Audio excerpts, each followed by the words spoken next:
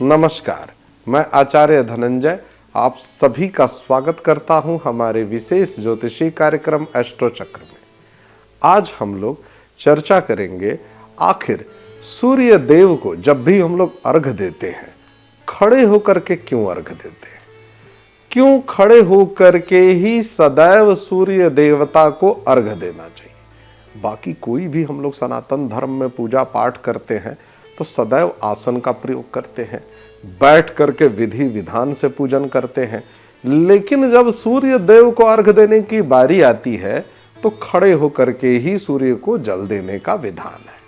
भगवान सूर्य की पूजा शास्त्रों में बहुत ही कल्याणकारी मानी गई है। सदैव ये कहा जाता है कि सूर्य देवता की पूजा करने से शरीर और मन के अंदर की सारी नकारात्मकता हमेशा हमेशा के लिए समाप्त हो जाती है। सकारात्मक ऊर्जा का सदैव संचार होता है।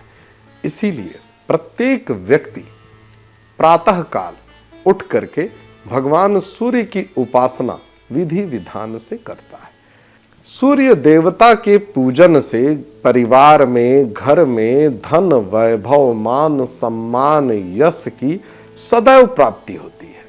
धार्मिक दृष्टिकोण से धर्म शास्त्रों की मान्यताओं के अनुसार भगवान सूर्य को जल अर्पित करना बहुत ही शुभ माना गया है।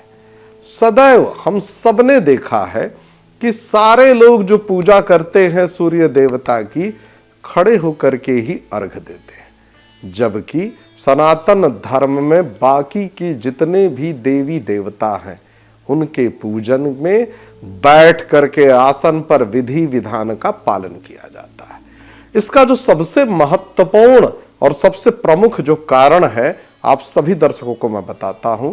जब आप खड़े होकर के जल अर्पित करते हैं तो शरीर के सबसे महत्वपूर्ण 7 चक्र जागृत हो जाते हैं और यही कारण है कि शरीर के अंदर शुभ और सकारात्मक शक्तियों का प्रवेश तीव्र गति से होता है।